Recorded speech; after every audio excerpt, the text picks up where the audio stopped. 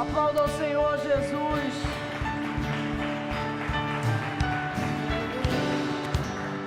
O maior problema que o Éden trouxe foi a morte.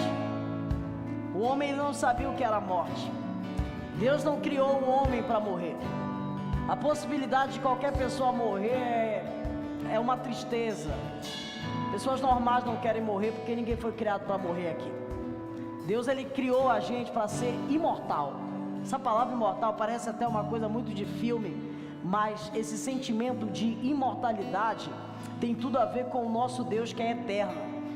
Ele, por ser nosso criador, ele não pode criar alguém que morra. Então quando Deus ele cria o homem, ele não cria o homem para morrer. Ele cria o homem para se relacionar com ele. E uma vez que o homem ele passa a se relacionar com ele, ele vem ali, a gente vê lá no Gênesis, na viração do dia, o homem ali se relacionando com Deus, Deus chegando até a face dele. Mas existia uma ordem ali, que eles poderiam comer do fruto da árvore, da sabedoria, da árvore da vida. Existiam duas árvores, a árvore da vida e a árvore do conhecimento do bem e do mal. Essa árvore do conhecimento do bem e do mal, ela trazia uma consciência que o homem não tinha, por causa que esse relacionamento com Deus era um relacionamento de pureza. E uma vez que o homem ele passa a usufruir desse fruto, ele passa a morrer. E logo todos os filhos de Adão passam a também morrer. E quando Jesus, preste atenção, quando Jesus ali no Gênesis é prometido, que você vê que quando Deus está dando ali a certa sentença ali para a mulher, para a serpente, para o homem, ele fala da inimizade que existiria, né, entre a mulher e o homem, que dela sairia alguém que esmagaria a sua cabeça, mas ele feriria só o seu tornozelo. Isso aí é a cruz, isso aí é o sacrifício de Jesus. Na verdade, Jesus já está sendo prometido desde esse momento. Então, quando Jesus ele vem, eu quero que você preste atenção muito nisso. Por que Jesus ele veio ao mundo? Jesus veio ao mundo para resolver o problema da morte.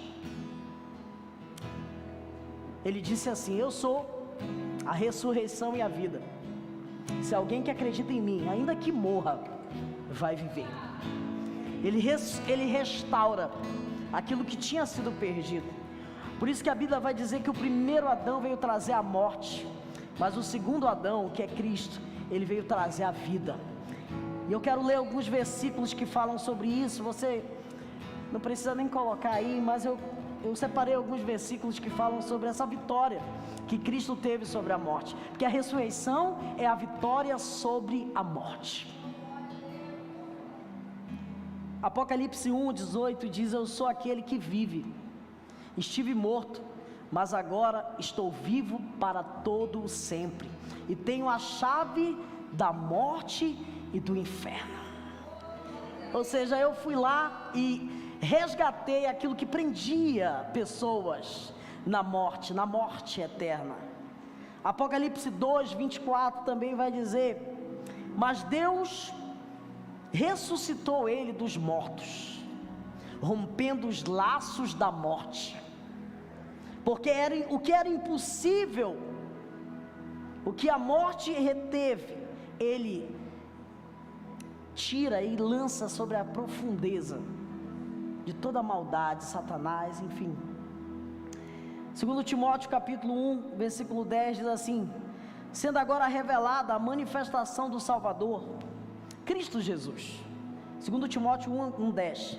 Cristo Jesus, ele tornou inoperante, diga assim, ele tornou inoperante a morte e trouxe a luz da vida e a imortalidade por meio do Evangelho. Eu quero que coloque esse versículo, por favor. 2 Timóteo 1:10. Sendo que agora foi revelada a manifestação do nosso Salvador, Jesus Cristo. Ele tornou inoperante a morte e trouxe a luz, a vida e a imortalidade por meio do Evangelho. O Evangelho é o poder de Deus para a salvação de todo aquele que crê. Ainda quero continuar lendo mais algumas partes. João 11, do 25 ao 26, vai dizer assim: e disse Jesus: eu sou a ressurreição e a vida. Aquele que crê em mim, ainda que morra, viverá. E quem vive e crê em mim, não morrerá eternamente. Você crê nisso? Diga assim: você crê nisso? Eu creio. E para finalizar, 1 Coríntios capítulo 15, versículo 55, diz assim, isso aqui é uma discussão que o apóstolo Paulo está meio que falando assim, conversando com a morte, dizendo assim, ó, onde está, ó morte, a tua vitória? Onde está, ó morte, o teu aguilhão? Para quem não sabe o que é aguilhão, é aquilo que prendia os escravos, aquilo que prende, aquelas tornozeleiras, braçadeiras de ferro, isso aqui é grilhão. Onde está, morte, o teu aguilhão? Tu que segurava as pessoas na morte. Verso 56 diz assim: o aguilhão da morte é o pecado, e a força do pecado é a lei. Vou falar um pouco isso na palavra, mas graças a Deus que nos dá vitória por meio do nosso Senhor e Salvador Jesus Cristo. Vamos aplaudir. Quando eu fui em Israel, eu comprei isso aqui. Isso aqui é uma réplica de uma coroa do mesmo espinho, provavelmente, que foi feito a coroa do Senhor. Eu queria que no momento da palavra vocês pegassem um pouco nisso. Não vão quebrar o espinho, é só sentindo que eu estiver ministrando, tá? Então me ajuda para passar na mão de todo mundo. Eu sei que o Espírito Santo vai trazer uma consciência a nós muito forte aqui nesse lugar. Ele venceu a morte, ele trouxe vida aos sepulcros. Aquilo que era improvável, aquilo que era impossível, foi possível por causa dele. Ele tornou a morte inoperante, ele quebrou todos os grilhões, todas as cadeias, tudo aquilo que nos aprisionava. Deixa o Espírito Santo falar com você.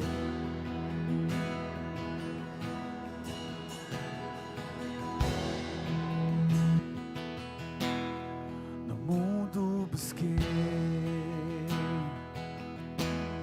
mas não preencheu-me.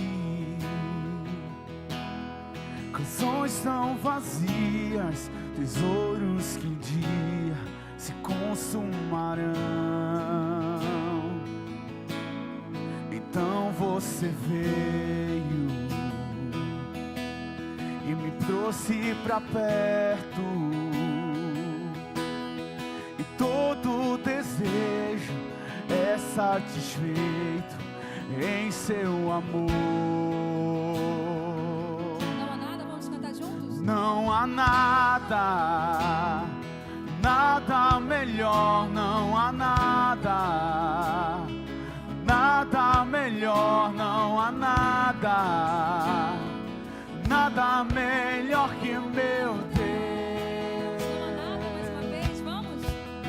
Não há nada, nada melhor, não há nada, nada melhor, não há nada, nada melhor